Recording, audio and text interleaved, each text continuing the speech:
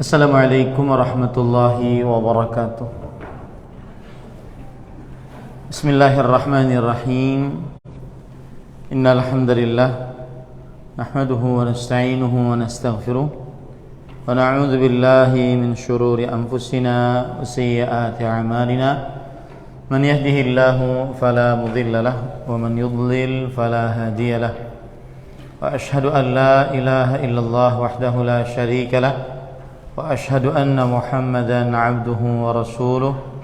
Ya ayyuhalladzina amanu taqullaha haqqa tuqatih wa la tamutunna illa wa antum muslimun. Ya ayyuhan nasu taqu rabbakumul ladzi khalaqakum min nafsin wahidah wa khalaqa minha zawjaha wa batha minhuma rijalan katsiran wa nisaa'a wattaqullaha alladzi tasaaluna bihi wal arham innallaha kana 'alaikum raqiba. Ya ayyuhalladzina amanu taqullaha wa qulu qawlan sadida yuslih lakum a'malakum wa yaghfir lakum dhunubakum wa man yuti'illaha wa rasulahu faqad faza fawzan 'azima. Amma ba'd. فإن أصدق الحديث كتاب الله وأحسن الهدي هدي محمد صلى الله عليه وعلى آله وسلم وشر الأمور محدثاتها وكل محدثة بدعة وكل بدعة ضلالة وكل ضلالة في النار.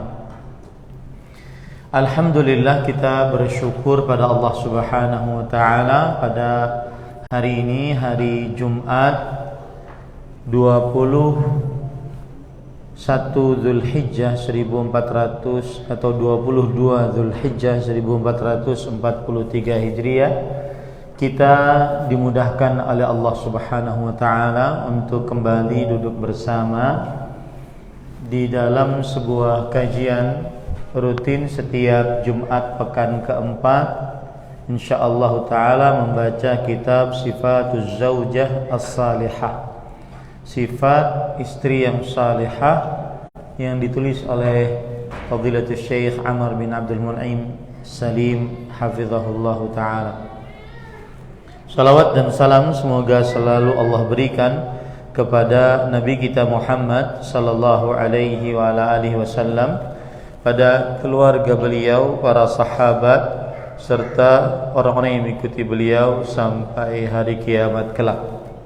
Dengan nama-nama Allah yang husna dan sifat-sifatnya yang mulia, kita berdoa, Allahumma inna nas'aluka ilman nafi'an wa rizqan tayyiban wa amalan mutaqabbala. Allahumma amin. Ahibati akhawatil muslimah, afanillahu wa iyyakum, saudari-saudari muslimah jamaah Masjid Al-Amin yang semoga selalu diberikan afiat oleh Allah Subhanahu wa taala. Pada kesempatan kali ini kita membahas kitab Sifatuz Zaujah As-Salihah, dan ini waktunya insyaallah tidak berubah-ubah lagi, ya, yaitu setiap Jumat siang. Setiap Jumat siang jam 14.30 kita membaca Sifatuz Zaujah As-Salihah, sifat-sifat istri yang salihah. Dan pada pertemuan sebelumnya, jika tidak khilaf, saya sudah memulai membaca kitab ini, yang mana bab awalnya adalah Fadluz Zawaj wan Nikah ala Tabattuli wal Khisa, keutamaan menikah dibandingkan menyendiri dan mengebiri. Dibandingkan menyendiri dan mengebiri. Betul tidak Ibu? Sudah saya mulai enggak? Hah? Betul? Baik. Kemudian ada permintaan dari panitia bahwa kajiannya untuk materi mungkin tidak terlalu banyak, akan tetapi lebih banyak kepada diskusi ataupun tanya jawab, dialog interaktif yang bisa disampaikan pada kesempatan kali ini. Taib. Anggap saja ini adalah pengulangan dari bab yang pertama, keutamaan menikah dibandingkan menyendiri. Maka ketahuilah bahwasanya menikah sangat dianjurkan. Di sini penulis mengatakan, dan saya tidak akan menerjemahkan secara letterlek per huruf, per kata, tetapi apa yang disebutkan oleh penulis, akan tetapi saya akan baca bahasa Arabnya. Fadlu zawaji wan nikah ala tabattuli wal khisa, keutamaan menikah dibandingkan menyendiri. I'lam akhil ajiz, akhil muslimil ajiz, anna Allah subhanahu wa ta'ala wa rasulahu sallallahu alaihi wasallam qad faddala az-zawaj wan nikah wa hatha alaihi hathan shadidan wa nadaba ilaihi nadaban hathithan bima yadullu ala azimi thawabihi wa wufuri ajrihi. Yang artinya, ketahuilah wahai saudaraku muslim yang kita banggakan, bahwa Allah subhanahu wa ta'ala dan Rasulnya telah memuliakan menikah dan memerintahkan dengan perintah yang sangat tegas dan menganjurkan dan menunjukkan tentang besarnya pahala bagi orang yang menikah. Kemudian beliau menyebutkan dalil, yaitu surat Ar-Rum ayat 21, wa min ayatihi an khalaqa lakum min anfusikum azwajan litaskunu ilaiha wa ja'ala bainakum mawaddatan wa rahmah inna fi dzalika laayatin liqaumin yatafakkarun. Dari tanda-tanda kekuasaan Allah, Allah Subhanahu wa taala menjadikan dari diri kalian pasangan-pasangan agar kalian merasa tenang dengannya dan menjadikan di antara kalian rasa cinta dan kasih sayang. Sesungguhnya di dalam hal itu terdapat benar-benar tanda kekuasaan Allah bagi orang-orang yang mau berfikir. Ini ayat memberikan pelajaran kepada kita bahwa menikah adalah mendatangkan manfaat, yaitu dengan menikah seseorang lebih tenang. Kemudian menikah ada rasa cinta di antara suami istri. Dengan menikah ada kasih sayang di antara suami istri. Ya. Kemudian penulis mengatakan, famin tamami rahmatihi ta'ala wa min tamami hikmatihi azza wa jalla annahu lamma khalaqal khalqa lam yaj'al bani adama jinsan wahidan. Termasuk kesempurnaan rahmat Allah Subhanahu wa taala dan hikmah Allah adalah bahwa Allah Subhanahu wa taala tidak menciptakan seluruh keturunan Adam hanya dari satu jenis saja. Maksudnya dari perempuan saja atau dari laki-laki saja, tidak. Wa illa lanafara ba'dhum min ba'd kama hiya fitratus salimah. Kalau seandainya Allah Subhanahu wa taala menciptakan dari keturunan anak Adam cuma satu orang saja atau satu jenis saja, laki-laki seluruhnya, maka niscaya akan terjadi perselisihan dan juga akan terjadi permusuhan, ya, permusuhan pada fitrah manusia. Wa kadzalika lam yaj'alhum jinsan wahidan wa yaj'alu jinsan akhar min khalqin akhar kal hayawan wal jan mathalan. Demikian pula Allah Subhanahu wa taala tidak menjadikan manusia itu satu kelamin saja keturunannya. Misalkan keturunan Adam dan Hawa cuma laki-laki saja. Kemudian menjadikan pasangannya dari jenis lain seperti hewan. Maka wa inna lam tastaqimil hayah. Kalau demikian maka tidak akan tegak kehidupan. Wa inna ma ja'alaha zawjaini dzukuran wa inathan min khalqin wahid. Tetapi Allah Subhanahu wa taala dengan hikmahnya menjadikan keturunan Adam itu ada laki-laki, ada perempuan dari sesama jenis manusia. Ya, pasangannya dari sesama jenis manusia. Kai tatimmus sakinah wa tanba'ithul mawaddatu war rahmah wa yastamirrun nasl, agar sempurna ketenangan, kemudian tumbuh rasa cinta, rasa kasih sayang, kemudian keturunan akan terus menerus. Wa fi hadza dalalatun ala ahammiyati nikahi wal zawaj wal hath alaih. Maka di dalam hal ini terdapat urgensinya, pentingnya menikah. Jadi kalau seandainya ada orang bertanya, apa pentingnya menikah? Pentingnya menikah mendapatkan ketenangan. Pentingnya menikah mendapatkan rasa cinta. Pentingnya menikah mendapatkan kasih sayang. Nah, ini mungkin nanti ibu-ibu akan bertanya, Ustaz, saya menikah malah disakiti. Ustaz, saya menikah malah dizalimi. Nah, nanti kalau ditanya saya akan jawab. Idh law lam yakun bitilkal ahammiyah lakana al-khalqu jinsan wahidan aw min ajnasin min makhluqatin iddah. Kalau seandainya menikah itu tidak penting, maka niscaya makhluk hanya satu jenis saja. Ya, makhluk hanya satu jenis saja. Maksudnya mungkin Adam dan Hawa melahirkan cuma laki-laki saja, ya, atau dari jenis-jenis yang berbeda-beda tapi dari makhluk yang berbeda-beda, ya. Seperti misalkan Adam dan Hawa melahirkan cuma jenis laki-laki saja, kemudian setelah itu ternyata pasangannya disuruh dari binatang.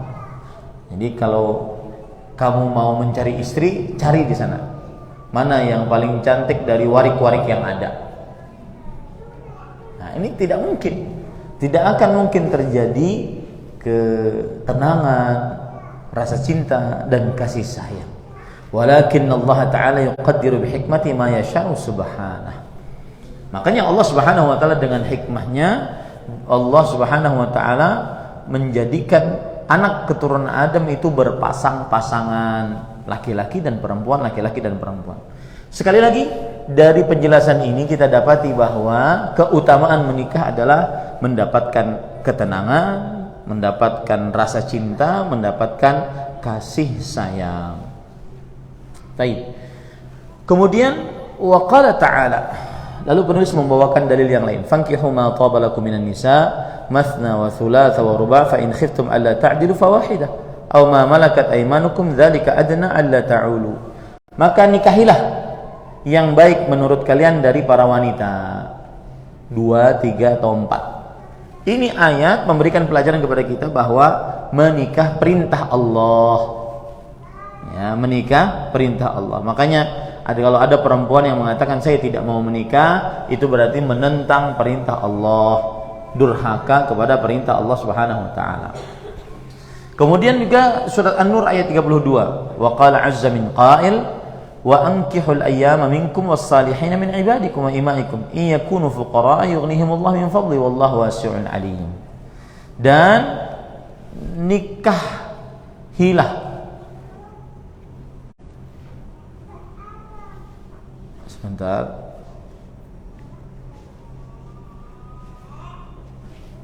Allah Subhanahu wa taala berfirman, dan nikahkanlah orang-orang yang sendirian di antara kalian dan orang-orang yang pantas menikah dari budak-budak kalian, yang lelaki ataupun yang perempuan.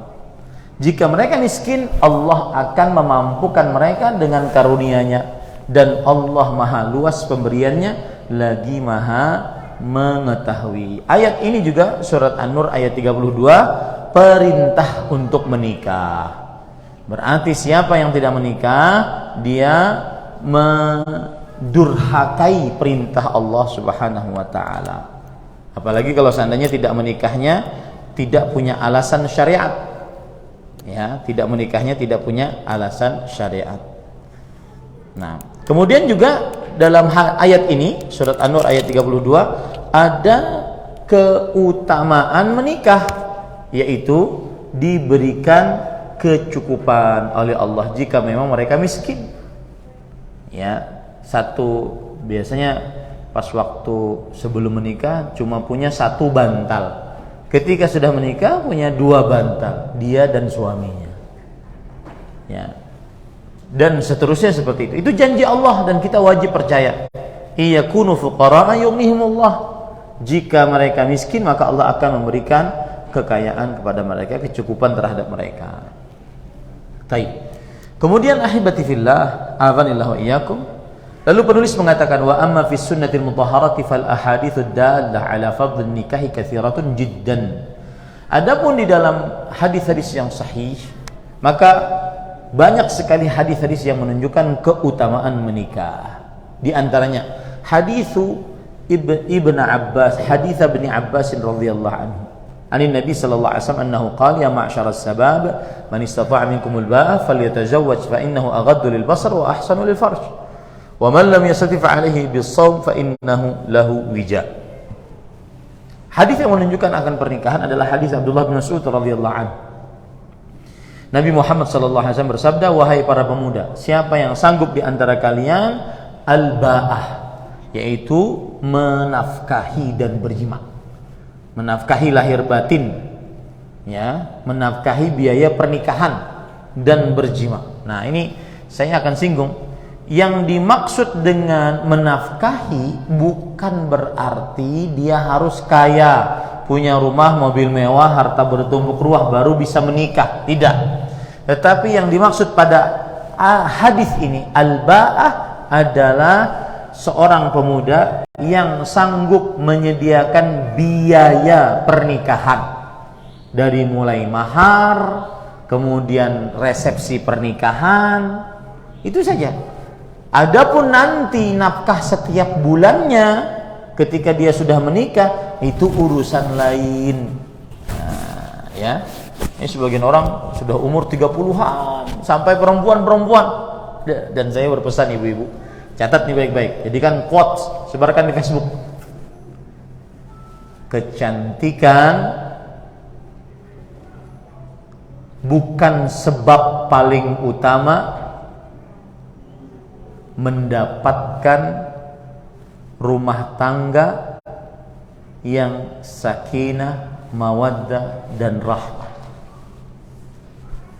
Kecantikan bukan sebab paling utama mendapatkan keluarga yang sakinah, mawaddah dan rahmah. Kenapa demikian, Ustaz? Karena berapa banyak wanita-wanita cantik, tinggi semampai kayak tiang listrik, rambut indah, bibir doer, tapi tidak dapat jodoh sampai sekarang. Saya tidak mencela orang-orang yang tidak dapat jodoh, akan tetapi kita sedang membicarakan bahwa kecantikan bukan sebab utama mendapatkan keluarga yang sakinah, mawaddah dan rahmah. Ya, betapa banyak istrinya cantik jelita, publik figur, diminati oleh laki-laki, kemudian berkali-kali cerai. Kemudian ibu-ibu ingat juga, merasa senang bukan berarti menjadi bahagia. Sebagian perempuan senang punya perhiasan, rumah megah, mobil mewah, harta banyak, suami kaya, senang. Tapi apakah dia berarti menjadi bahagia? Tidak mesti.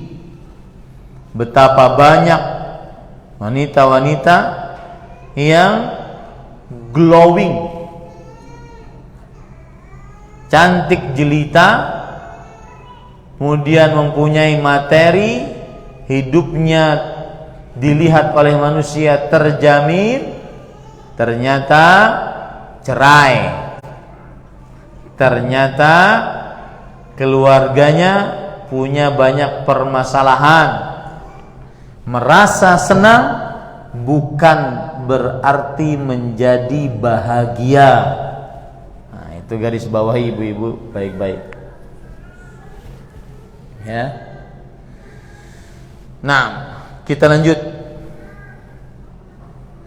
Jadi hadisnya berbunyi, wahai para pemuda, siapa yang sanggup di antara kalian al-ba'ah. Al-ba'ah dua maknanya, biaya pernikahan, dan yang kedua adalah berjima, bergaul di atas ranjang. Siapa yang sanggup melakukan dua itu, nikahlah. Nah, di situ ada kata-kata falyatazawwaj, maka menikahlah. Maka menikah. Lam di sini adalah lamul amr, maka menikahlah. Sesungguhnya menikah mendatangkan, menjaga pandangan, menundukkan pandangan, menjaga kemaluan. Ini faedah menikah. Jadi di dalam hadis ini terdapat perintah menikah dan faedah menikah, menundukkan pandangan dan menjaga kemaluan. Kalau nanti ibu-ibu ada yang nanya, Ustadz, wah suami saya sudah menikahin saya, tapi malam-malam masih nonton yang haram-haram. Katanya menjaga pandangan, ya, dan menjaga kemaluan. Buktinya dia masih berzina. Bagaimana itu? Nah, kalau ada ibu-ibu yang bertanya, saya akan jawab. Ya. Kalau tidak ditanya berarti tidak perlu dijawab. Fahadzal hadits syarif as-sahih 'umdatun fi hadzal bab. Hadis yang mulia ini, yang sahih ini adalah pokok di dalam bab keutamaan menikah. Faqad khataba bihi an-nabiy sallallahu alaihi wasallam sababal ummati fi kulli zaman wa makan mimman yastati'ul ba'ata bil hathi 'ala az-zawj. Nabi Muhammad sallallahu alaihi wasallam memerintahkan para pemuda kapan saja, di mana saja, agar menikah. Wa bayyana lahum ma fihi min 'azimil athar wan naf'. Dan Nabi Muhammad SAW dalam hadis ini menjelaskan faidah dari menikah. Ala wa huwa ghaddul basar wa hifdzul farj, yaitu menundukkan pandangan dan menjaga kemaluan. Nah, ini seperti yang sudah saya singgung tadi. Jika ada yang bertanya, baru saya jawab, Ustaz, saya menikah dengan seorang lelaki, semestinya kan dia menundukkan pandangan, semestinya dia menjaga kesucian kemaluannya. Ternyata tidak, Ustaz. Bagaimana dengan hadis itu? Nah, kalau ditanya saya akan jawab. Ya. Wa huma min ahammi ma yuhfadzul mar'u bi min nafsihi. Dua perkara ini, menundukkan pandangan, menjaga kemaluan, adalah termasuk dua perkara yang paling patut untuk dijaga. Fahumal madkhal likulli su'. Mata dan kemaluan adalah tempat masuk segala keburukan. Fal 'ainu tanzuru wa tashtahi wa tamanna. Mata melihat, lalu suka, lalu berangan-angan.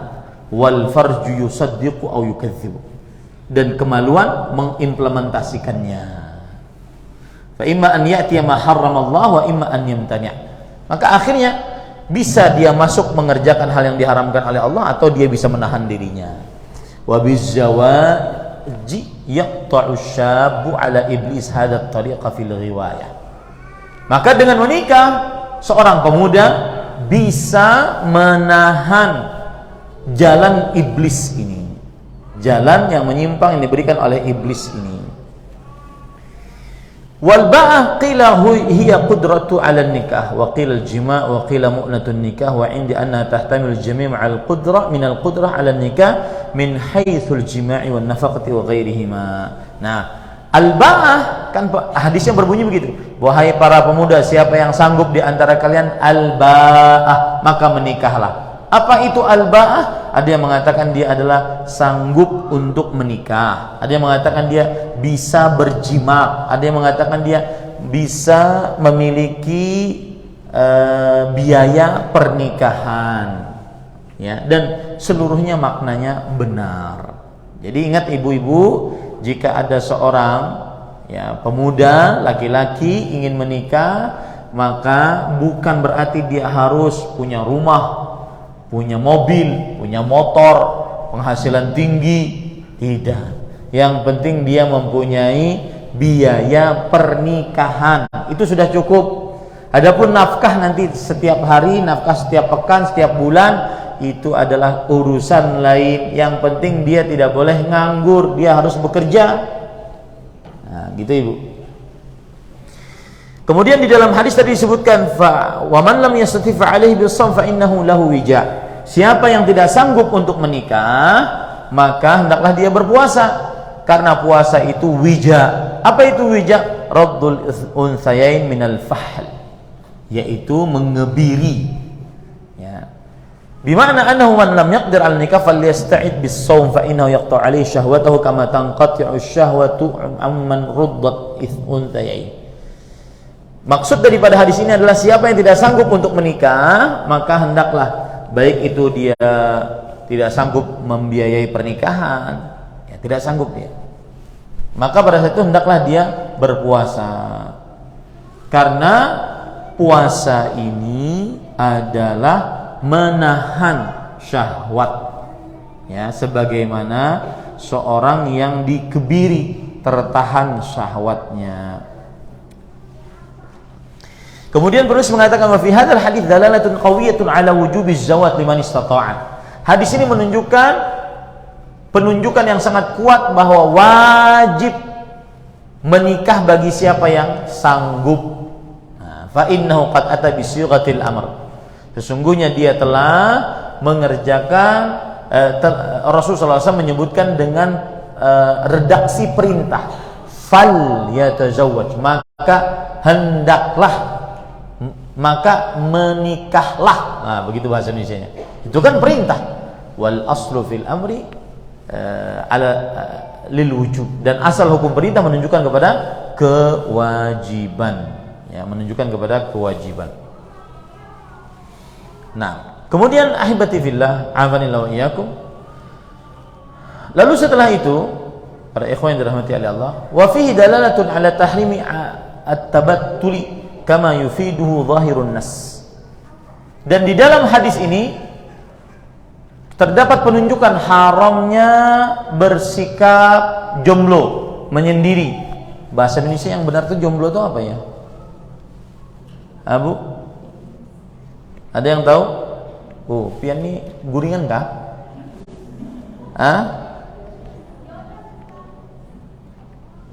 Jomblo, bujang, jomblo. Sebentar, jomblo itu bahasa Indonesia ternyata, Bu. Jomblo atau tahu artinya, Bu? Gadis tua, ya, pria atau wanita yang belum memiliki pasangan hidup, ya, jadi boleh kita terjemahkan karena dia bahasa Indonesia, ya. Maka di dalam hadis tadi menunjukkan keharaman sikap jomblo, ya, keharaman sikap jomblo sebagaimana ditunjuki dengan jelas oleh hadis tadi. Wa tahrimul khisa li'annahu arsyada ghairul qadir 'ala az-zawaj ila as-siyam. Dan di dalam hadis juga diharamkan untuk saya tidak tahu istilahnya dalam bahasa Indonesia. Dulu ada, saya diberitahu, orang menutup kemungkinan untuk hamil. Mungkin dia sudah tua, umur 38, 39, 40 gitu, perempuan belum menikah, akhirnya dia menutup rahimnya sehingga tidak hamil. Apa namanya itu istilahnya?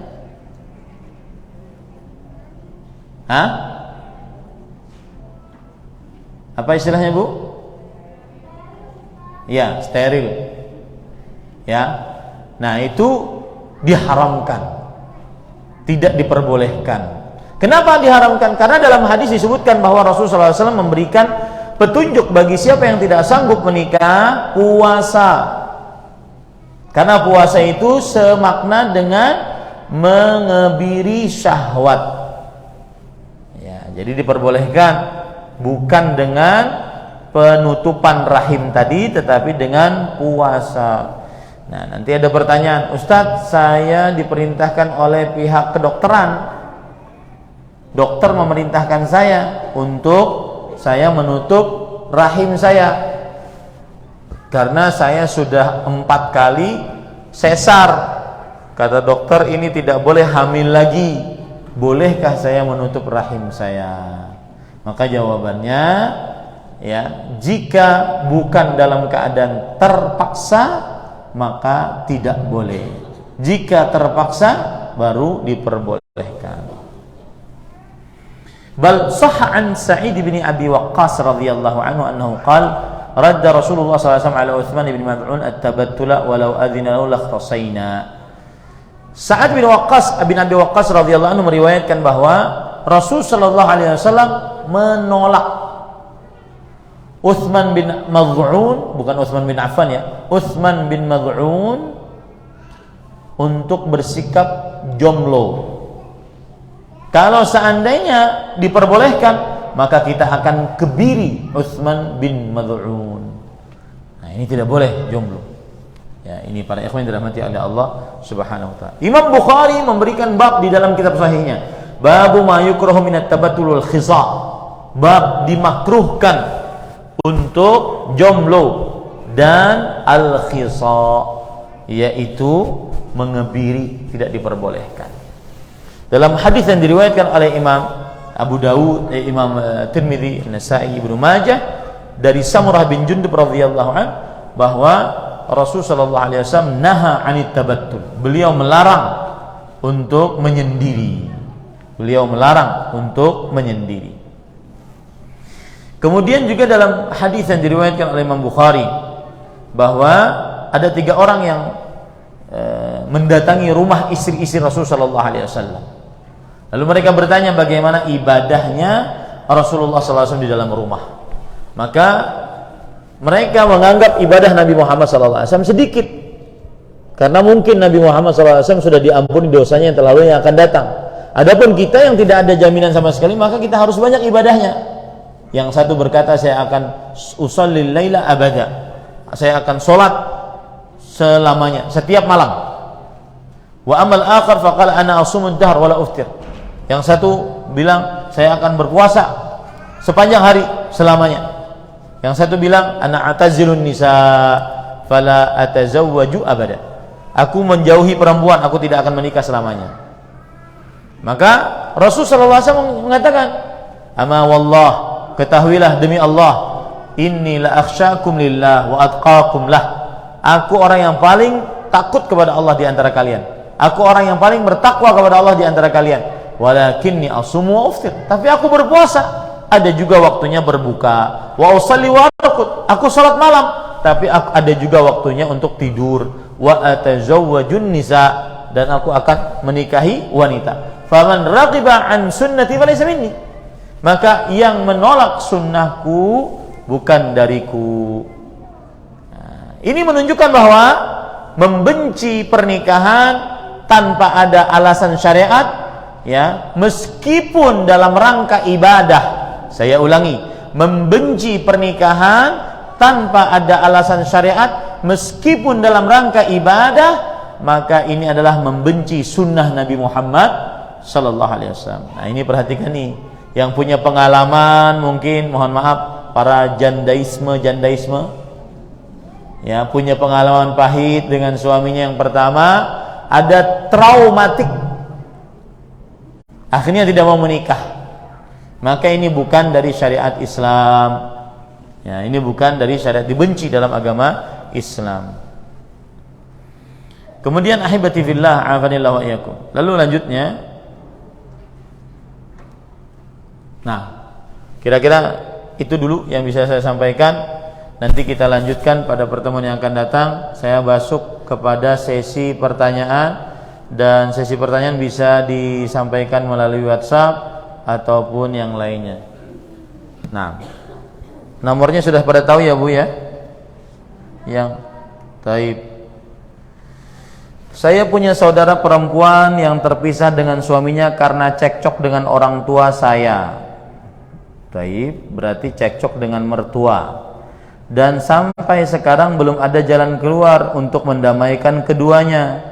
Kemudian ipar saya ini memiliki jimat turunan dan barang-barang yang berbau kesyirikan yang tidak mau dibuang. Karena orang tua saya khawatir kepada saudara saya dan cucunya jika masih bersama suaminya tersebut. Mohon solusi dari Ustaz dari permasalahan ini. Barakallahu fiik wa fiik barak. Bismillah walhamdulillah wassalatu wassalamu ala Rasulillah wa ala alihi wa ashabihi wa man wala, amma ba'd. Adapun jawaban atas permasalahan ini, sebelum saya jawab, saya ingin menasihati dulu para perempuan. Jangan bermudah-mudah menerima lamaran seorang lelaki sebelum mengetahui akhlak dan agamanya. Ya. Letakkan tentang paras dan harta, rupa dan harta di nomor berapa. Yang lebih didahulukan adalah agama dan akhlaknya. Agama mencakup dan paling utama adalah akidahnya. Ini saya juga berpesan nih kepada ibu-ibu yang sudah lama ngaji, yang punya anak perempuan, carilah besanan yang memang sudah ngaji dakwah sunnah. Ya, karena ibu akan merasakan nikmatnya. Yang sudah ngaji dakwah sunnah tidak akan neko-neko saat resepsi pernikahan. Minimal acara pertama keluarga sesuai dengan syariat. Ini sebagian kadang-kadang ibu-ibu sudah ngaji, suaminya juga sudah ngaji dakwah sunnah, kemudian anaknya yang perempuan dinikahkan dengan seorang lelaki yang mana besanan dari ibu bapak tersebut ternyata belum ngaji dakwah sunnah. Akhirnya kegiatan pertama yang harusnya sesuai dengan sunnah malah banyak pelanggarannya. Ada musik, kemudian mempelai perempuannya berdandan di hadapan laki-laki yang bukan mahram, kemudian foto-foto, kemudian berkhalwat, dan itu sulit untuk dielakkan. Kenapa? Karena satu pihak belum ngaji dakwah sunnah. Satu pihak belum ngaji dakwah sunnah. Nah, makanya saya nasihatkan para perempuan ataupun calon-calon mertua, calon-calon menantu, calon-calon mertua maksud saya, maka cek agama dari menantu laki-laki ataupun dari calon suami. Cek agama dan akhlak. Rupa dan harta nomorkan sekian. Betul, kita memang ingin suami yang ganteng, tinggi kayak tiang listrik, ya, dan seterusnya. Akan tetapi yang paling utama adalah agama dan akhlak, sehingga tidak terjadi kejadian begini. Dan berhak ibu-ibu, saudari-saudari perempuan bertanya, pernah punya jimat enggak? Berhak itu. Pernah melakukan kesyirikan enggak? Dukun, pernah ke dukun, tukang ramal enggak? Apa pendapatmu tentang dukun dan tukang ramal? Berhak itu untuk bertanya. Dan itu termasuk daripada memperhatikan perihal agama dan akhlaknya. Baik, solusinya gimana Ustaz kalau sudah dapati begini? Maka tidak ada solusi lain kecuali bermusyawarah di antara dua keluarga besar. Musyawarah, kumpulkan keluarga besar laki-laki dengan si laki-lakinya, kemudian keluarga besar perempuan dengan si perempuannya. Kemudian dibicarakan permasalahan, bukan merunut permasalahan. Ingat tuh baik-baik, Bu. Bukan merunut permasalahan, tapi masalahnya apa? Baru dicari solusi. Ya, ini saya sering dapati. Baru kemarin kejadian. Ustadz, saya fulana ingin bertanya tentang masalah keluarga, tentang suami saya. Mohon maaf Ustadz, di bawah ini tulisan saya. Mohon maaf agak panjang. Bener panjang tuh. Ya, langsung saya cut. Mohon maaf Bu, saya tidak baca. Ya, saya tidak baca. Ibu kalau seandainya ingin bertanya, maka silahkan yang ringkas. atau baik itu melalui voice note, mau telepon, mau tulisan, tapi yang ringkas. Apa permasalahannya? Permasalahannya simpel. Saya melihat suami saya selingkuh, lanjut atau bubar. Nah, itu saja permasalahannya. Lanjut atau bubar. Ya. Jadi tidak perlu untuk cerita macam-macam. Anunya apa? Biar tidak mati-mati. Baik. Jadi solusi paling terbaik adalah kumpulkan dua keluarga. Si istri mengeluhkan apa dari suami, si suami mengeluhkan apa dari si istri. Kemudian tuduhan bahwasanya si suami memiliki jimat, maka harus ada bukti. Yang nuduh harus ada bukti. Al-bayyinah 'alal mudda'i wal yamin 'ala man ankar. Yang menuduh ada bukti, dan yang dituduh jika tidak benar, merasa tidak benar, bersumpah bahwa itu tidak benar. Kalau seandainya kemudian suami mengaku bahwa ini punya jimat, kemudian dia masih mempertahankan, maka saya nasihatkan wajib untuk bercerai. Karena seorang wanita muslimah tidak diperbolehkan di bawah kuasa laki-laki yang musyrik. Kalau sudah dinasihati, tetap saja dia tidak peduli bahwa itu adalah kesyirikan. Wallahu a'lam. Bisa? Nanti masalahnya ketutup terus. Taib. Pertanyaan selanjutnya. Wah, ini masuk panjang nih pertanyaannya. Kita baca ya. Nanti saya akan ringkas. Kenapa seorang susah mengerjakan ketaatan, misalnya seperti sholat, mengaji, dan belajar membaca buku-buku, padahal dia tahu kesalahannya, dalam hati sering merasa sedih dan takut setiap dia mengerjakan kebaikan sholat, ngaji, dan lain-lain, tapi beberapa waktu kemudian dia tidak lagi mengerjakannya lagi, dan sering kali seperti itu. Cita-cita ingin menjadi istri solehah dan ibu buat anak-anak yang soleh dan solehah kelak. Mohon nasihat dan jawabannya Ustaz, semoga saya diberikan kemudahan. Jazakumullahu khairan. Maka ini kalau diringkas, Ustaz, apa kiat agar istiqomah? Ya kan? Itu dia.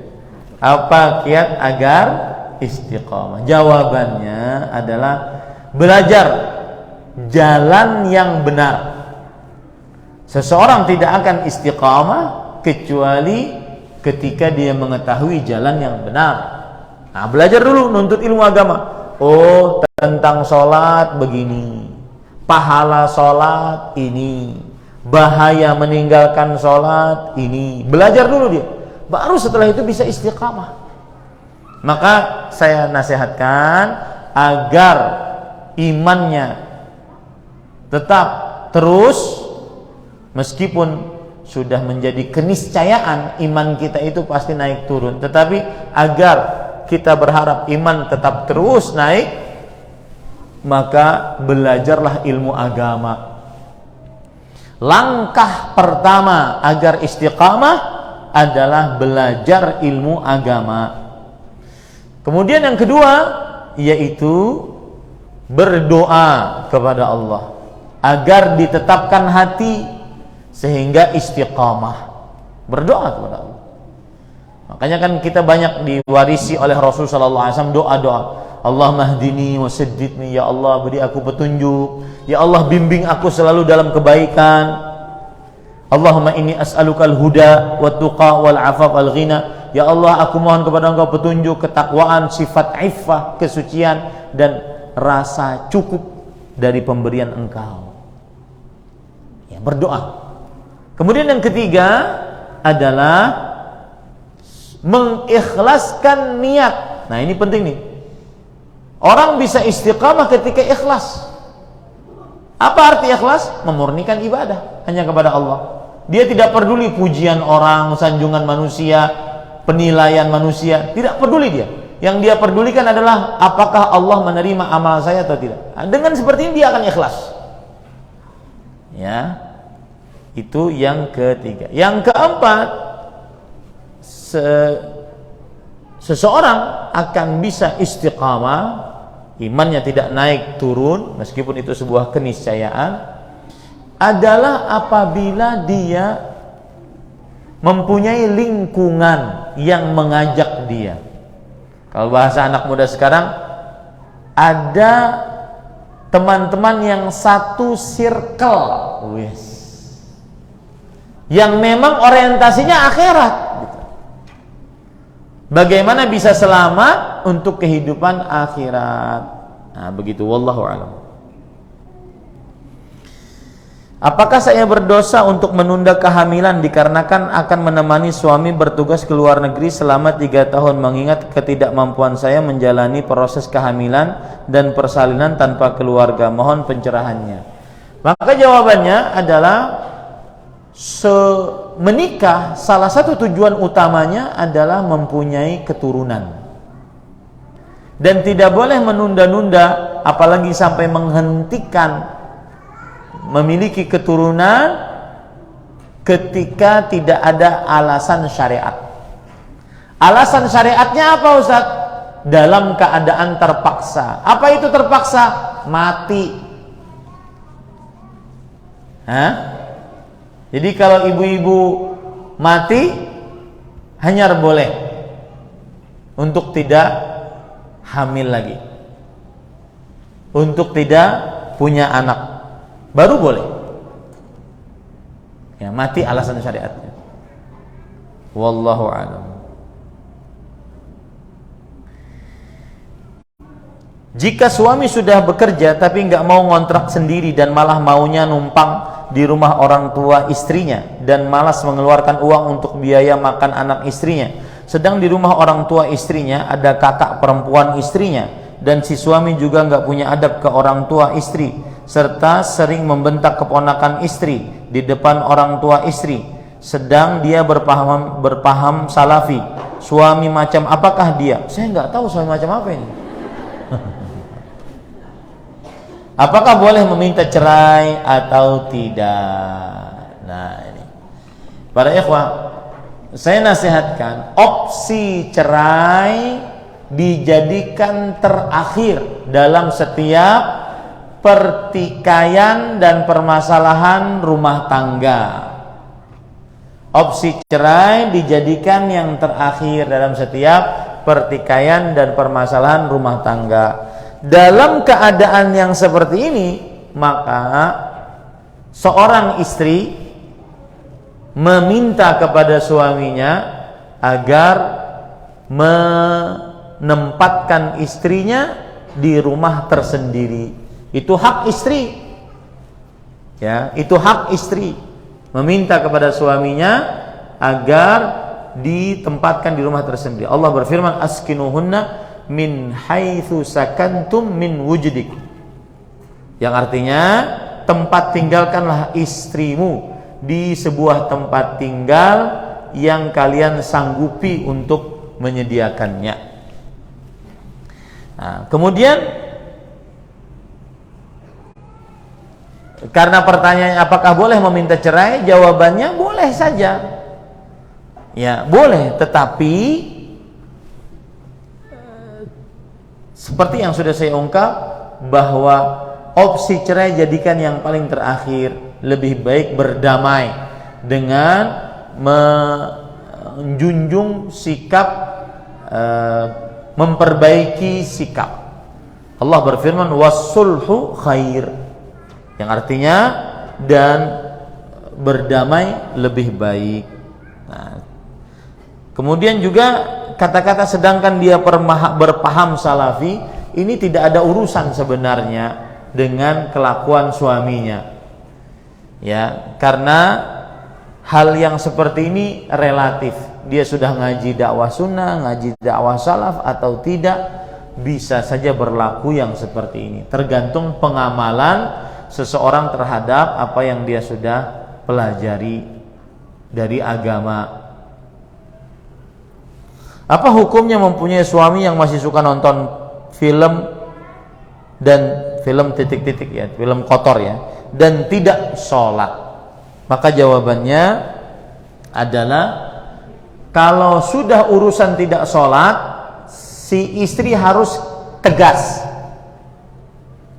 ya, dan saya nasihatkan jangan berlarut-larut. Sebuah pemikiran yang keliru, Ustadz nggak apa-apalah dia nggak sholat, yang penting suami saya nafkahin saya. Nggak boleh itu. Itu dosa. Sikap itu dosa dan dicatat sebagai dosa oleh Allah Subhanahu wa taala dari seorang istri. Ya, bukan, saya tidak mempermasalahkan suaminya yang tidak sholat, tapi mempermasalahkan istrinya yang rela di bawah orang yang sholat. Maksudnya di bawah kepemimpinan orang yang tidak sholat, maksud saya. Ini keliru, itu dosa, tidak diperbolehkan dalam agama Islam. Kenapa? Karena orang yang tidak sholat kafir. Rasul sallallahu alaihi wasallam bersabda, al-ahdu alladhi bainana wa bainahum as-shalah faman tarakaha faqad kafar. Hadis riwayat Imam Tirmidzi. Perjanjian antara kami umat Islam dengan mereka orang kafir adalah perihal salat. Siapa yang meninggalkan salat maka sungguh dia telah kafir. Dan seorang lelaki kafir tidak boleh menjadi pemimpin keluarga muslimah. Gitu ya. Taib. Kalau seandainya cuma menonton, tanda kutip ya, cuma dibandingkan meninggalkan sholat maksud saya.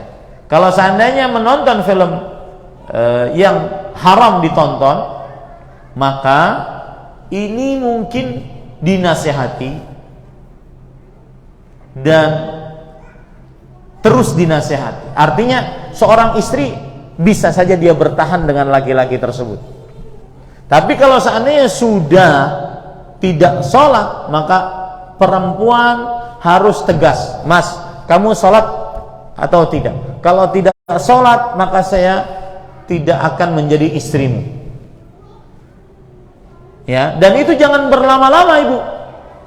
Kalau memang sudah dinasihati, dipanggilkan dua keluarga besar, dia tetap tidak sholat, maka wajib berpisah.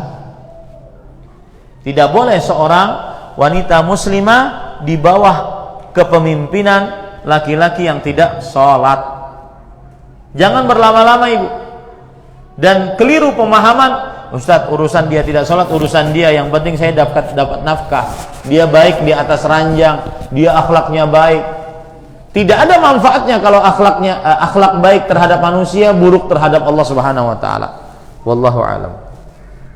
Pertanyaan selanjutnya, bagaimana jika ada wanita dengan status janda hendak menikah kembali dan menjadi istri kedua, akan tetapi mendapat penolakan orang tua sang wanita dengan alasan karena sang pria yang datang melamar sudah memiliki istri, walaupun secara hukum syar'i syarat dari pria yang sudah berpoligami sudah terpenuhi. Bagaimana sebaiknya sikap wanita menanggapi orang tuanya, dan apakah dibenarkan sikap orang tua yang menahan-nahan anaknya yang sudah ingin menikah? Maka jawabannya adalah di sini duduk bersama dengan orang tua.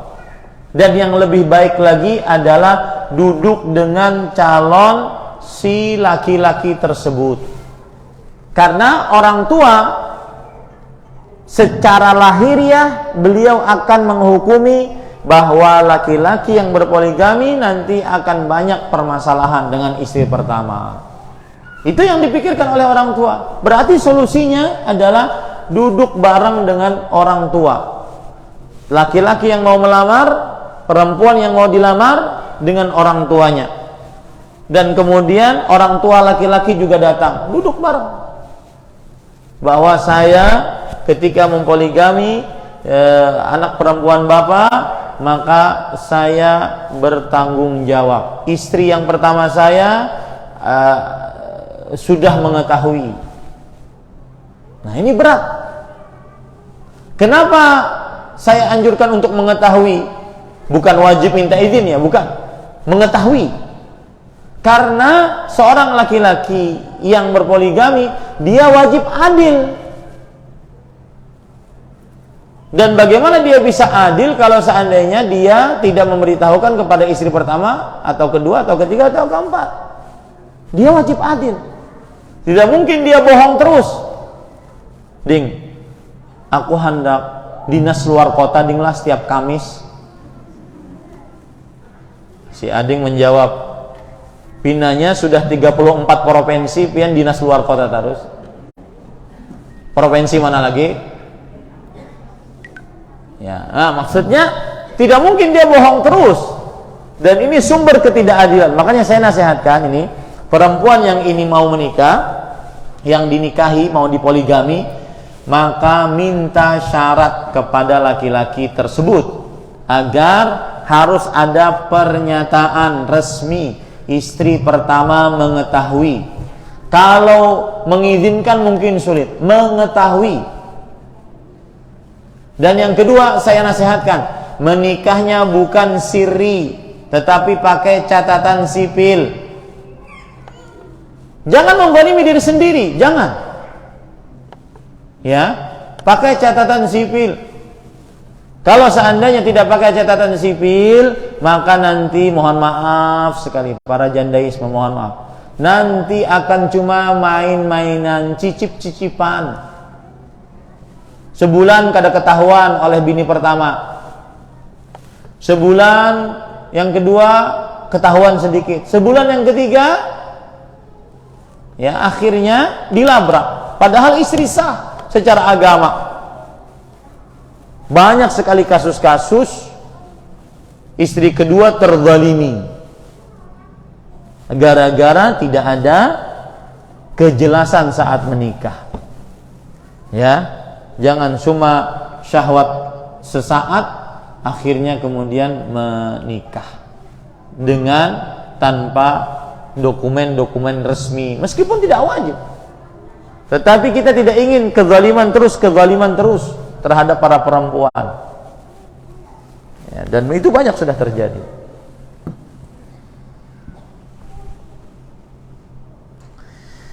Apakah akhwat dan ummahat yang suka menonton drakor sebagai hiburan boleh? Haram. Ya, haram Ibu. Allah berfirman, "Qul lil mu'minat yaghdudna min absarihin." Katakanlah wahai Muhammad sallallahu alaihi wasallam, wahai wanita-wanita yang beriman, tundukkanlah pandangan kalian. Haram. Ya, itu satu. Nah, kemudian nanti kalau ditanya, Ustadz sekarang saya melihat Ustadz tuh di televisi.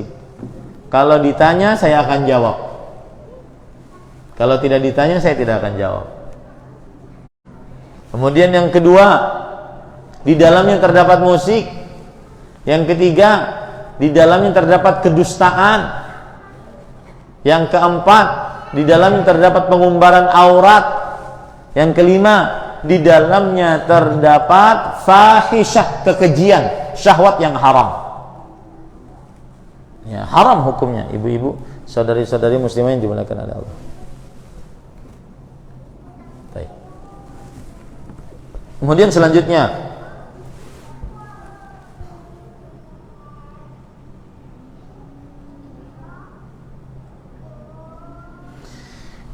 apakah dibolehkan bersedekah atau belanja-belanja dengan uang pemberian dari suaminya untuk pribadi istri tanpa sepengetahuan atau izin suaminya? Tergantung. Jika suami memberikan uang kepada istrinya, maka apa status uang tersebut? Apakah setiap uang yang diberikan suami itu adalah nafkah dari suami kepada istrinya ataukah tidak? Ya. Kalau seandainya dia nafkah, berarti itu hak milik istri, berpindah ke pemilikan. Kemudian sang suami berkata, "Oh kada, duit yang aku beri ke Ikam itu hanya sebatas tempat menabung, maka tidak boleh dipakai kecuali dengan izin suami." Tapi kalau sudah gini nafkah, maka itu berarti pindah ke pemilikan dari milik suami ke milik istri. Allahu a'lam. Apakah kita termasuk dilaknat oleh Allah jika pada saat suami minta berjima, si istri menolak karena lagi merasa sakit dan capek, tapi mengatakan subuh saja dan suami tidak marah, Ustadz? mengerti aja, mohon penjelasannya. Jazakallahu khairan wa jazakumullahu khairan. Asal hukumnya seorang perempuan diharamkan untuk menolak ajakan suaminya. Ya, diharamkan untuk menolak ajakan suaminya. Dan Rasul sallallahu alaihi wasallam menyebutkan bahwa para malaikat akan melaknat istri yang menolak ajakan suaminya. Bahkan disebutkan dalam hadis sahih bahwa seorang suami jika menginginkan untuk dilayani di atas sesuatu keadaan yang sulit bagi istri melayaninya, maka tetap untuk dilayani. Ya, tetap untuk dilayani.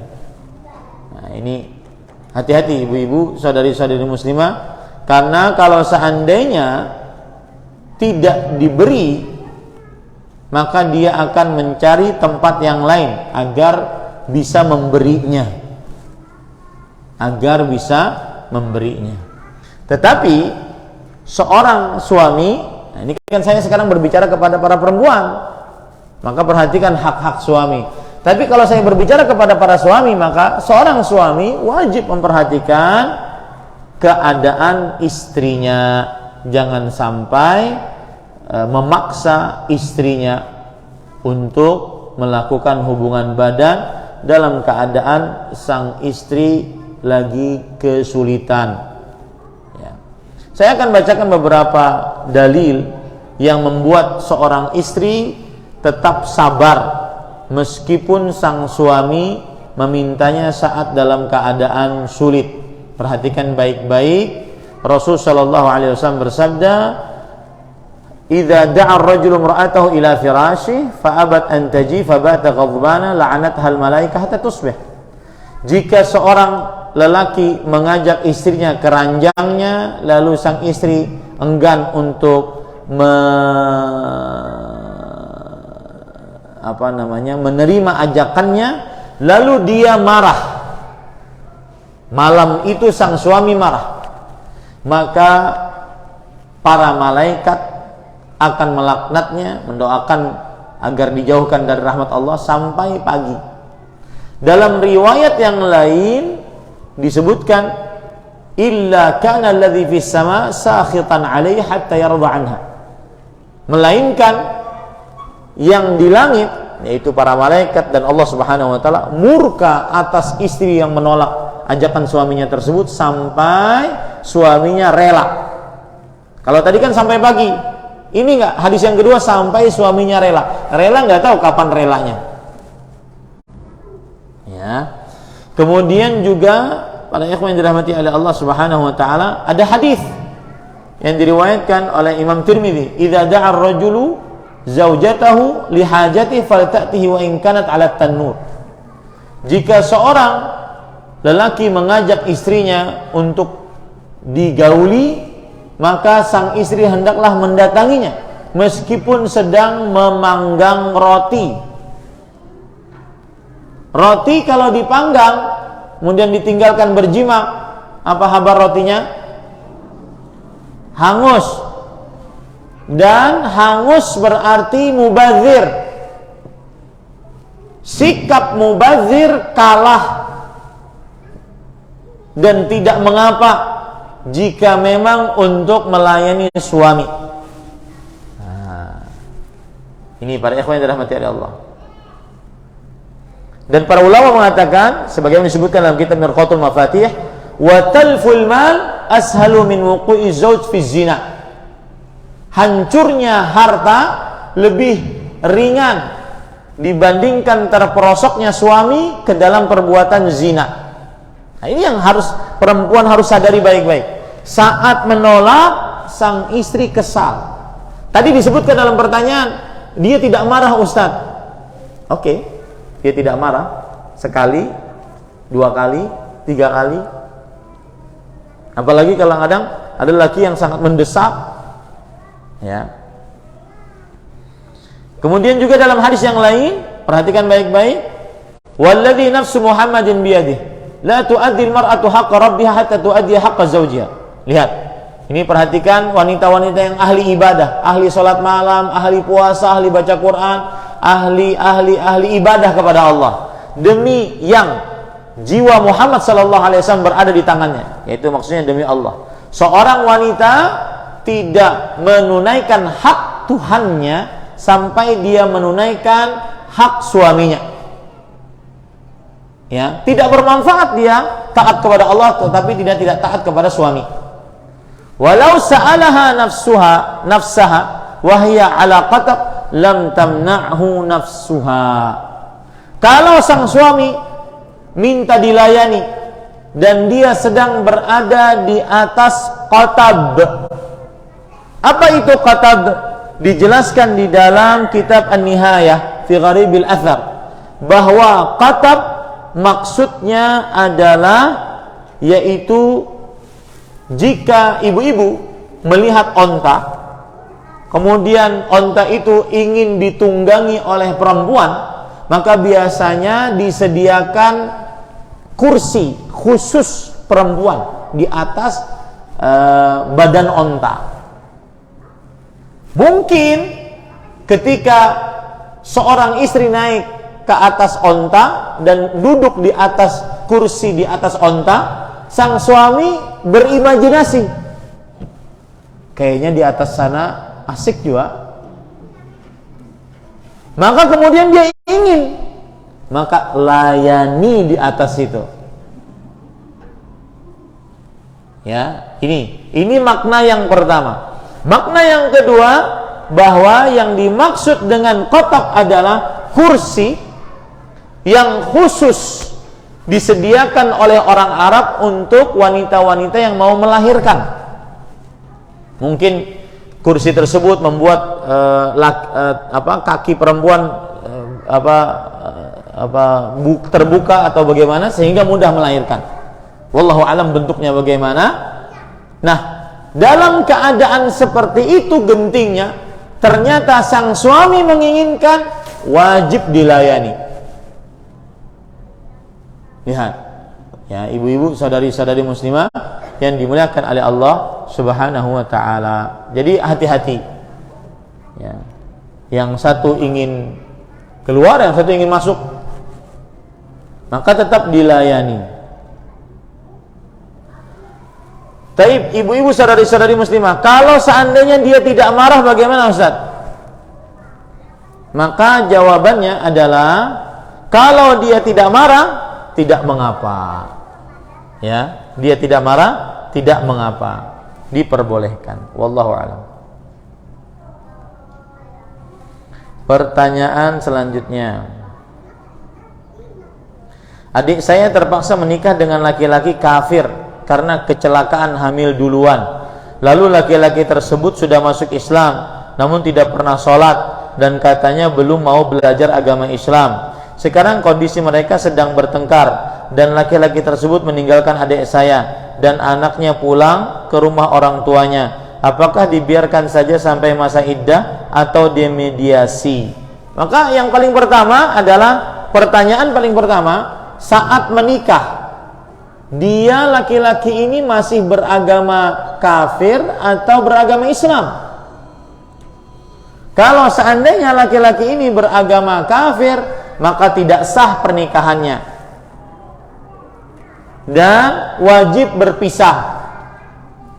Tapi kalau seandainya laki-laki tersebut adalah beragama Islam dulu, artinya dia mu'alaq baru nikah, maka dilihat lagi, kan katanya tadi hamil duluan, maka tidak boleh pernikahan dalam keadaan hamil, baik itu hamilnya karena berzina atau hamilnya karena ditinggal mati suaminya. Jadi ada istri hamil ditinggal mati suaminya, maka istrinya tidak boleh menikah sampai melahirkan.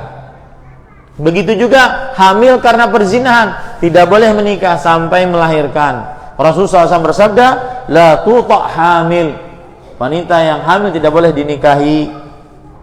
Nah, kemudian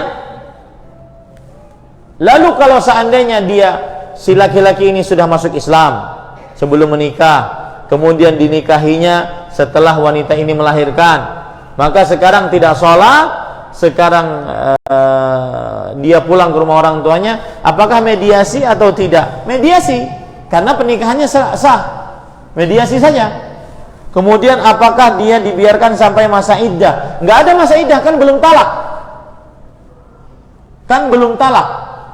Tidak ada masa iddah karena dia belum talak. Kalau tadi pernikahannya sang suami ini sudah masuk dalam agama Islam sebelum menikah, sang istri ini sudah melahirkan baru menikah.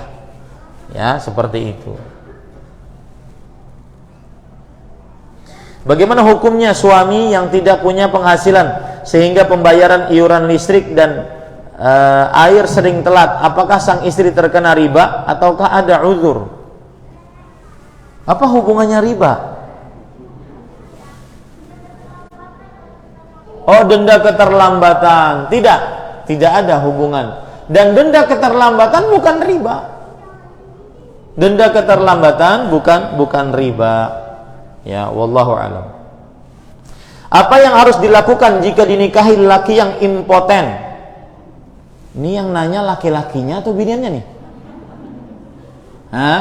Kalau yang bertanya istri, ternyata istrinya memiliki suami yang impoten, mau ganas mana pertanyaannya nih? Ya, maka sang istri berhak untuk memiliki atau untuk memilih beberapa opsi. Opsi yang pertama adalah bercerai. Si suami menikah dengan perempuan lain, si istri menikah dengan laki-laki lain, agar terjadi maksud dari syariat pernikahan. Apa itu? Mendapatkan keturunan. Dan tidak tercela seorang perempuan ketika mengetahui suaminya benar-benar impoten, ya, tidak tercela untuk menggugat cerai, tidak tercela. Gugat cerai baik-baik, berpisah dengan baik-baik, tidak mesti harus menyalahkan satu dengan yang lainnya. Karena seorang istri menginginkan juga kebahagiaannya. Setiap kali berhubungan, maka tiang listriknya tidak naik. Maka ini kan sangat menyakitkan bagi seorang perempuan. Dia berhak. Opsi yang kedua adalah bersabar. Nah, wallahu a'lam. Apa yang harus dilakukan seorang gadis jika tidak ada yang datang melamar sampai jadi menua? Ini gadis tua berarti. Tadi jomblo tadi, salah satu maknanya adalah gadis tua. Jawabannya adalah seorang perempuan jika memang sudah berumur 20-an, maka banyak-banyak berdoa kepada Allah. Kemudian yang kedua, berusaha kepada orang tua agar minta dicarikan jodoh. Ya, agar minta dicarikan jodoh. Jangan sampai tua, karena tadi kita katakan tabattul atau menjadi jomblo itu adalah tercela dalam Islam. Allahu a'lam. Kalau belum dapat juga, sesudah dia berdoa, sesudah dia meminta dicarikan jodoh, ternyata belum dapat juga, maka Allah Subhanahu wa taala bertakdir sesuai dengan hikmahnya kepada hamba-hambanya. Allahu a'lam. Pertanyaan selanjutnya, adakah doa yang bisa dibaca kaum perempuan agar para suami yang belum ngaji sunnah diberikan hidayah oleh Allah? Maka baca doa Nabi kepada Anas bin Malik, Allahumma faqihhu fid din wa 'allimhu ta'wil. Ya Allah, ajari dia agama Islam, ajari dia ilmu tafsir. Ya. Kemudian yang kedua, bangun komunikasi dengan suami. Bangun. Terutama saat sang suami sudah merasakan semua kelezatan. diberi makan yang enak sudah, dimasakin yang enak sudah, kemudian dilayani di atas ranjang sudah, saat itu suami sangat mudah untuk menerima nasihat. Ya, sebagaimana yang terjadi kepada Ummu Sulaim ketika suaminya Tolha meninggal anaknya, Abu Tolha maksudnya, meninggal anaknya Tolha, maka diberi makan karena Abu Tolha waktu itu puasa, kemudian diberi jatah batin. Setelah selesai lahir dan batin, maka baru diberitahu bahwa anaknya Tolha dicabut nyawanya oleh Allah. Ya, jadi seperti itu. Diajak suaminya agar tahu kehidupan setelah kematian memerlukan ilmu agama. Wallahu alam. Kemudian pertanyaan selanjutnya, bagaimana hukum talak? Ini terjadi waktu 2019. Jika suami sudah mengatakan aku ceraikan kamu dalam masa iddah, tapi suami istri melakukan hubungan suami istri, tapi habis itu suami masih seperti mau cerai, cuek, tapi tidak mengucapkan lagi kata cerai, apakah harus mengulang akad lagi Ustadz? Apakah talaknya sekarang masih berlaku? Tapi sekarang alhamdulillah kami sudah baik-baik saja. Insya Allah doakan pernikahan kami baik-baik saja Ustadz. Amin. Jazakallahu khairan. Sudah hai.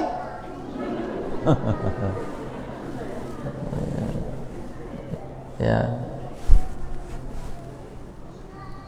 Nah, insya Allah tidak mengapa. Ya, karena tadi suami melakukan kata-kata cerai, baru setelah itu dia menggauli lagi dan istri mau juga. Ya, berarti itu namanya rujuk. Cuma berarti suami masih mempunyai tiket untuk mencerai hanya 2 kali. Karena yang satu sudah terpakai. Wallahu a'lam. Nah, pertanyaan selanjutnya, jika seorang suami tidak memberi kewajiban batinnya kepada istri pertamanya hampir 1 tahun, suami juga sudah berpoligami, bagaimanakah sikap istri? Istrinya sehat, disampaikan ke suami tapi suami tidak peduli, maka sikap istri, karena yang ditanyakan adalah sikap istri. Sikap istri minta kejelasan. Ya, mengapa tidak mau menggauli, malah berpoligami? Apa ada yang keliru dari hubungan badan kita? Minta kejelasan. Jangan dibiarkan. Dan di sini disebutkan sudah 1 tahun. Ini kelamaan, Ibu. Perhatikan ibu-ibu, jangan sampai mau dizalimi. Ya, pian 1 bulan saja tidak digauli, maka itu diprotes. Jangan 1 bulan, 1 pekan protes. Woi, kada hendak tuh. Ya, protes itu. Karena sebagian perempuan dia membiarkan. Akhirnya berlama-lama sampai akhirnya bertahun-tahun terzalimi. Ini tidak benar. Ya. Maka minta kejelasan, apa maksudnya sampai tidak digauli. Minta kejelasan. Kalau tidak mau suaminya menjawab, datangkan keluarga besar. Beritahu kepada mertua, beritahu kepada orang tua. Karena ini hak seorang istri. Ya, ini hak seorang istri. Wallahu a'lam. Seorang suami wajib memberi nafkah ke istrinya. Yang menjadi pertanyaan saya, apakah suami boleh memakai atau meminjam uang istri untuk keperluan si suami? Contoh dalam keperluan pekerjaannya. Boleh, asalkan istri ridho. Tapi biasanya suami yang minjam uang kepada istrinya kada bayar. Ya, boleh saja, asal istri ridho. Jadi gini, harta istri adalah milik istri, tidak boleh dimiliki oleh suami. Harta suami adalah milik suami, tidak boleh dimiliki oleh istri. Karena kenapa? Karena setiap yang bersyahadat usima minni dima'uhum wa amwaluhum illa bihaqqil Islam. Yang artinya adalah dijaga, siapa yang bersyahadat maka terjaga harta dan kehormatannya kecuali dengan kebenaran Islam. Ya, dijaga harta dan kehormatannya. Wallahu a'lam. Pertanyaan selanjutnya, ini sebelum terakhir, istri wajib mengikuti perintah suami selama tidak melanggar syariat. Ibu mertua saya menyuruh suami saya untuk pulang ke menjaga beliau karena dulu kami merantau di luar Kalimantan. Kami sudah pulang ke Samarinda mencoba untuk birrul walidain. Sedangkan anak-anak saya tidak cocok dengan sepupu-sepupunya. Selalu bertengkar, pukul-pukul. Pernah suatu waktu anak saya ditampar. Ditegur pun tidak mempan. Adab mereka pun kurang baik terhadap orang tua. Lalu suka bermain game dan gadget. Pertanyaan saya, bagaimanakah sikap saya menghadapi ini selain sabar dan berdoa kepada Allah? Manakah yang lebih utama, membantu suami birrul walidain ataukah berpisah dengan rumah mertua demi menjaga akhlak dan adab-adab? Bismillah. Termasuk hak istri adalah ditempatkan di tempat tinggal tersendiri, tidak bercampur dengan keluarga lain, meskipun itu adalah mertua. Hak istri itu. Wa askinuhunna min haitsu sakantum min wujudikum. Berikan tempat tinggal kepada istri kalian dari kemampuan kalian, wahai para suami. Tidak boleh digabung dengan mertua. Hak istri diberikan tempat tinggal tersendiri, apalagi sudah dalam keadaan yang seperti ini. Adapun masalah seorang suami ingin berbakti kepada ibunya, maka dia bisa berbakti meskipun tidak serumah. Dia bisa berbakti meskipun tidak serumah. Wallahu a'lam. Bagaimana ikhtiar akhwat untuk bisa segera menikah sedangkan orang tua belum terlalu mengenal sunnah? Maka jawabannya, ikhtiarnya yang pertama adalah berdoa, dan jangan pernah remehkan doa. Yang kedua, dan saya pesan ibu-ibu saudari-saudari muslimah, terutama saudari-saudari muslimah yang belum menikah, baik jandaisme ataupun perawanisme, ya, jangan pernah remehkan doa. Doa membuat sesuatu yang mustahil jadi mungkin di sisi Allah Subhanahu wa taala. Kemudian yang kedua adalah dia mengenalkan kepada orang tua pentingnya menjaga kesucian wanita muslimah. Ya. Ini cerita saja. Dulu saya umur 27 tahun baru menikah. Itu sudah benar-benar waktunya memang menikah. Kenapa? Karena sudah tidak tahan melihat perempuan seliweran menggitir awak. Ya, maka saya sampai bilang ke mama, rahimahullah, mah, carikan bini, kada tahan lagi sudah. Janda kada apa-apa juga. Ya, waktu itu belum menikah.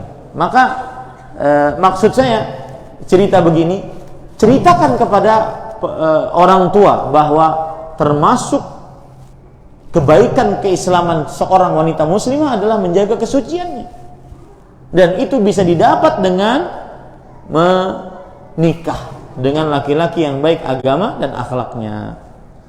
Wallahu alam. Ini yang bisa kita sampaikan. Alhamdulillah kita bisa ngaji khusus untuk muslimah.